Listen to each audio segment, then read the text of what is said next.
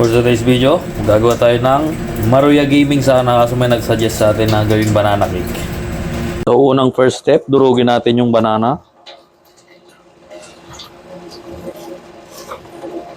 Yung iba, kinukutsara tinidor eh. Ito easy way, Brad. Convenient moves ang tawag dito. So yan, na-murder na natin siya. Gagawa na tayo ng mixture niya. Let's go. And meron tayo ditong condensed milk which is fresh milk dapat o kaya evap yung gagamitin natin. So wala tayong ganun. Tuturuan ko kayong paano gumawa ng evap. Let's go. Unang first step, maglagay ka ng condensed milk. Pangalawang second step, lagyan mo konting tubig. Third sa pangatlong step, mix nyo lang na ganyan. So yan, pag nakita nyo yung consistency niya, yung labnaw, ganun. Dahan-dahan na yung magiging evap, di ba? Astig! Ito yung final niya, oh. Pang! Evap na evap! Lagay tayo ng wheat flour. Gamit ang tensiometer.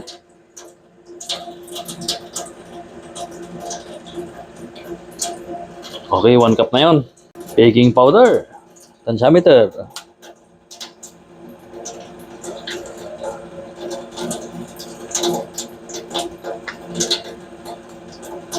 Okay na yun.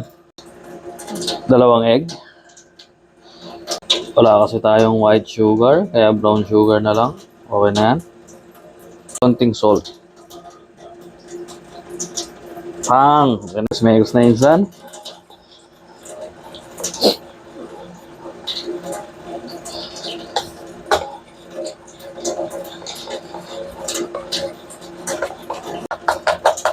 Ayan, maganda na yung pagkaka-blend. Pwede na nating ilagay yung saging.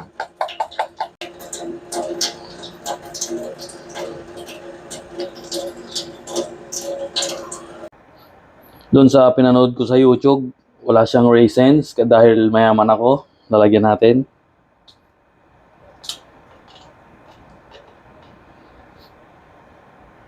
Ox na ako dito. Ngayon naman, lagyan natin to ng mantika. Kasi sa rice cooker natin siya isasalang. Ito yung technique pag ikakalat mo yung mantika, guys. Yan. Di ba? Lagyan na natin, guys. Ito na.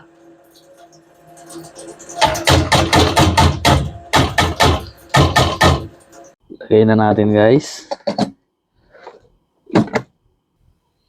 Silip-silipin na lang natin hanggang maluto. Kasi hindi ko alam kung ilang minuto para maluto siya. Yun lang. So guys, silipin na natin kung ano nang nangyari. Uy! Binake! Tusok-tusokin to ng chopstick para sumingaw.